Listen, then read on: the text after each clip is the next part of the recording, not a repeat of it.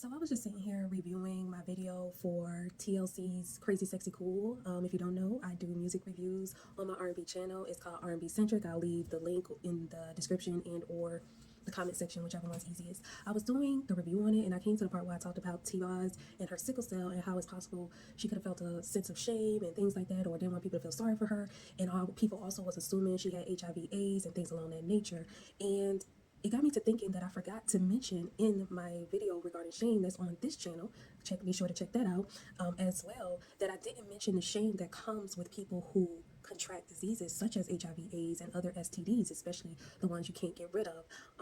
It's just a very dangerous thing because while it's unfortunate that those people got the diseases and things along that nature, and some were careful, some were trusting, whatever the reason they got the disease, a lot of people tend to shame them for having them. And like I said in my video, putting people to shame can have an adverse effect. While we're thinking that we're telling them the truth and all this, that, and the third, we really could be putting them in a space where they actually end up doing more harm, not even just to themselves, but to other people. We all know and have heard of people, I don't know anyone personally, I don't think, I hope not, but we've all heard of people going around and spreading HIV and AIDS knowing they got the disease because they're upset, they're ashamed that they contracted this disease. They've been probably talked down to, or either know that society, doesn't, treat people well who has those diseases, and probably just wants to go spread it around and make everybody else have it, whatever their reason is. I don't know, but I'm just making up some stuff. But whatever their reason is, it's very dangerous for us to shame people for their diseases and things along that nature. I remember when the story broke out about Usher having herpes and things along that nature,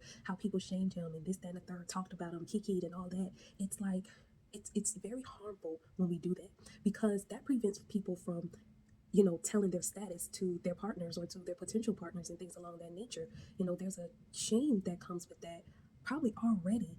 And us and the way we treat people that have those diseases is horrible. It's not funny, because while we're, out here kikiing, it can happen to any of us at any moment. It can happen if you're married. It can happen if you're single, ripping and running. No one is completely safe unless you're protecting yourself every single time. You know what I mean? So I wanted to add that because I think it's very dangerous. And that's another way that shame could actually be more harmful. And while I'm not a fan of, necessarily bringing shame back, and like I said in my video, I do think having a little sense of shame can help you prevent from doing things that you probably will regret.